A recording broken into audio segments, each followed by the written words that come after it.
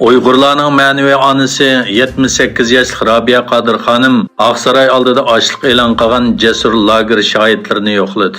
Amerikadagi bir qism lager shohidlari va faoliyatchilar Oqsaroy oldida 19-sentabr kuni ochliq e'lon qilish harakati boshlagan edi.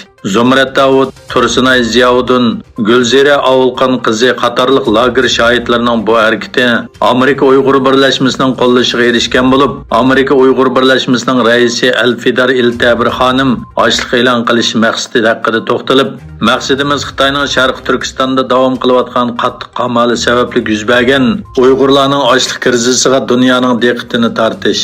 Navbatda Janvada davom qilayotgan Birlashgan Davlatlar Tashkiloti Kishilik huquq kengashida Uyg'ur masalasining rasmiy o'tirg'i qo'yilishi uchun Amerika hukumatini bir qarornoma tayyorlashga chaqirish edi.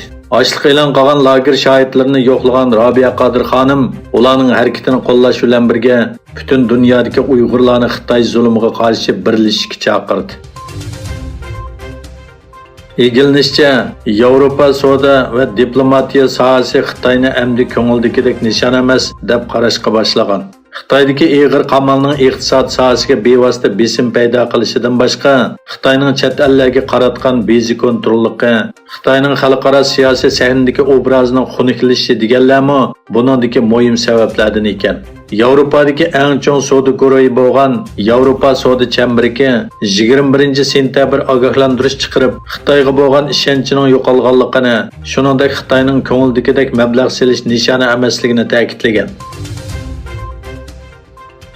Egilinishcha, Amerika va Kanada dengiz armiyasiga tava ishga urush paraxodi Tayvan bo'g'ozidan o'tgan. Xitoy bu paraxodlarning o'zi bekitgan dengiz tavaligidan o'tishga norozilik bildirib, uni ig'vogarchilik deb atadi.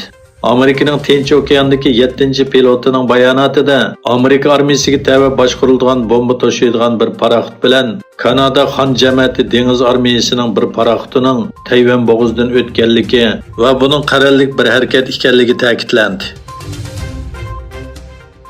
Qozog'iston prezidenti Qosim-Jomart To'qayev 20-noyabr muddatdan burun prezident saylimi o'tkazish farmoniga imzo qo'ydi. Amerika davlat bexatarlik maslahatchisi Jake Sullivan Turkiyaning Ukraina bilan Rossiya o'rtasidagi urush asirlarini almashtirishda murassa qilganligiga rahmat etdi. Erdo'g'an Rossiya prezidenti Putin va Ukraina prezidenti Zelenskiy bilan elib borgan diplomatik suhbat natijasida 200 asirning Rossiya bilan Ukraina o'rtasida almashtirilganligi e'lon qilingan edi.